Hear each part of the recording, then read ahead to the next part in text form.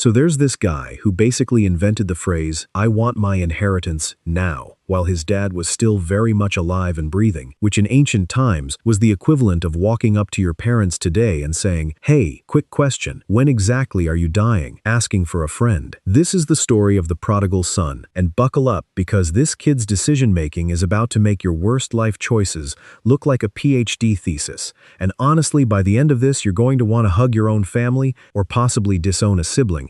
We'll see how it goes. So there's this father with two sons, and one day, the younger one strolls up and says, "Dad, give me my share of the inheritance now," which is basically saying, "I wish you were dead, but let's not make it awkward." And here's the wild part. The father actually says, yes. No lecture. No, we need to talk. No dramatic Bible thunder in the background. Nothing. He just splits the property right then and there. Meanwhile, the older brother is standing in the background like, "Wait, we can just ask for that? Nobody told me this was an option. I've been out here working for free this whole time." Anyway, younger son packs his bags, cashes everything out, converts his entire inheritance into what was probably the ancient equivalent of a duffel bag full of cash, and takes off to what the Bible calls a far country, which is Bible language for somewhere nobody knows my father.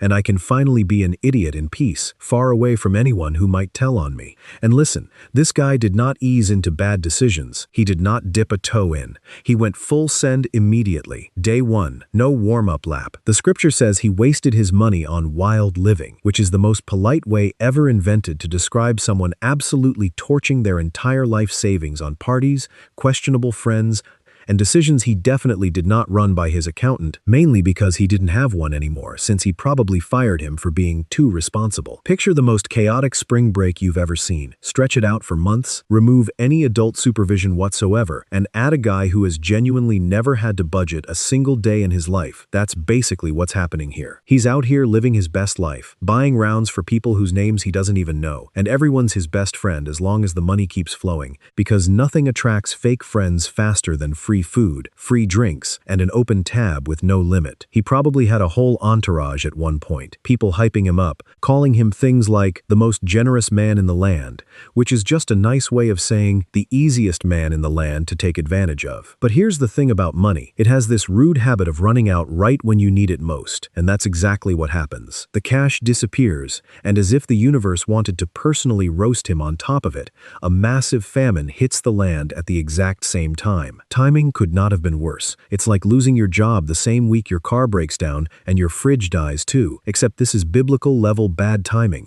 The kind of timing that makes you wonder if someone up there has a sense of humor, which honestly, based on this story, they absolutely do. So now he's broke, hungry, and surrounded by exactly zero of his former party friends, because turns out those guys were only loyal to his wallet, not to him. Shocking twist, nobody saw coming. Not one of them offers him a couch to crash on. Not one of them says, "Hey man, let me help you out." They all vanished faster than his inheritance did. Desperate for any way to survive, he takes a job feeding pigs, and if you know anything about Jewish culture at the time, pigs were about as unclean as it got, so this is rock bottom with extra seasoning. This is a Jewish man taking care of the one animal his entire culture told him to avoid. That's how desperate things had gotten. This dude went from throwing lavish parties with the best food in town to literally envying the food the pigs were eating. He's staring at pig slop thinking, that actually looks pretty good right now, which might be the single greatest fall from grace in recorded history. We're talking Olympic level fall from grace. Gold medal in going broke. No one is giving him anything. Nobody's checking on him. He is fully alone with his consequences. And let's be honest, this is the point in the movie where the sad piano music starts playing,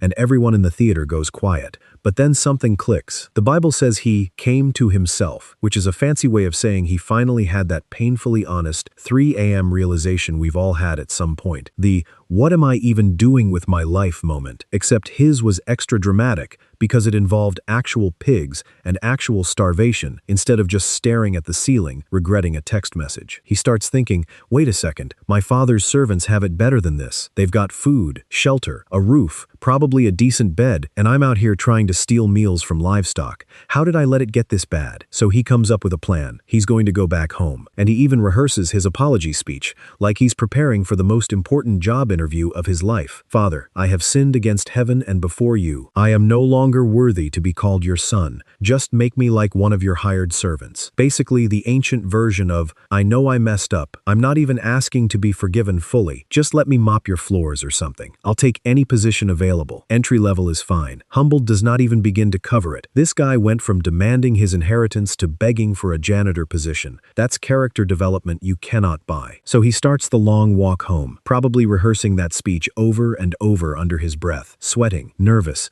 expecting the absolute worst possible reaction, maybe imagining his dad slamming the door in his face, maybe imagining the whole village lining up just to point and laugh at him. And honestly, fair assumption given how badly he blew it, most of us would expect the same thing. But here's where the story flips the script completely. While he's still a long way off, still just a tiny speck in the distance, barely recognizable, his father sees him, which means plot twist. Dad has apparently been out there watching the road, probably every single day, hoping his son would come back, scanning the horizon like a man waiting on the world's most important delivery. And instead of waiting for the kid to grovel his way up the driveway and finish his big speech, the father does something wildly undignified for a respectable older man in that culture. He straight up runs to him. In that time period, older dignified men did not run. Running was considered beneath them. Running was for kids and messengers. But this dad hikes up his robes, which was apparently seen as an embarrassing thing to do in public, and just sprints down the road like he's trying to win an Olympic medal in reconciliation.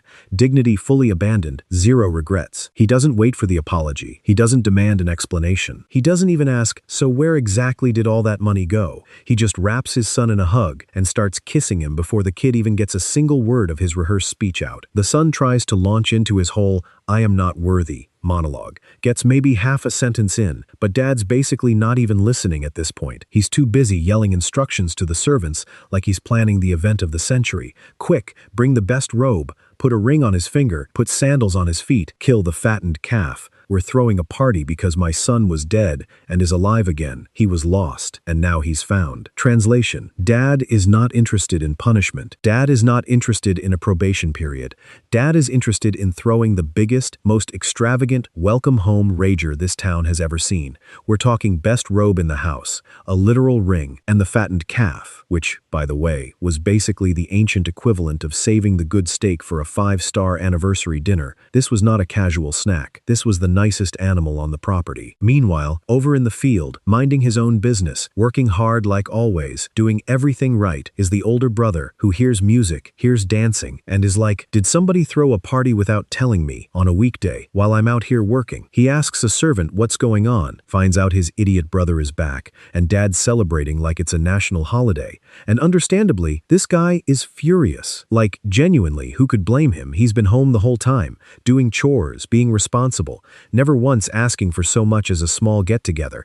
And this guy walks back after blowing half the family fortune on parties and questionable life choices and gets the equivalent of a ticker-tape parade with a live band. The older brother refuses to even go inside. He's standing outside pouting, arms crossed, the ultimate "this isn't fair" energy, the kind of energy we've all had at least once when someone got rewarded for showing up late while we got zero credit for never leaving. So dad comes out to talk to him, and the older brother lays it all out. Look, I've been slaving away for you all these years, never disobeyed you once, and you never even gave me a goat to celebrate with my friends. Not one goat, but this son of yours. Notice he doesn't even say, my brother. He says, this son of yours, shade fully and intentionally applied. This son of yours, who blew your money on prostitutes, comes back, and you kill the fattened calf for him. And the father's response is honestly one of the most quietly powerful lines in the whole story. He says, son, you are always with me, and everything I have is yours, but we had to celebrate and be glad, because your brother was dead and is alive again. He was lost and is found. And that's it. That's where the story leaves us, with one brother back home, enjoying a party he absolutely did not deserve, and one brother standing outside, struggling with the fact that grace doesn't operate on a point system, no matter how much we all secretly wish it did sometimes. This story isn't really about a reckless kid and pig slop, even though that part is objectively hilarious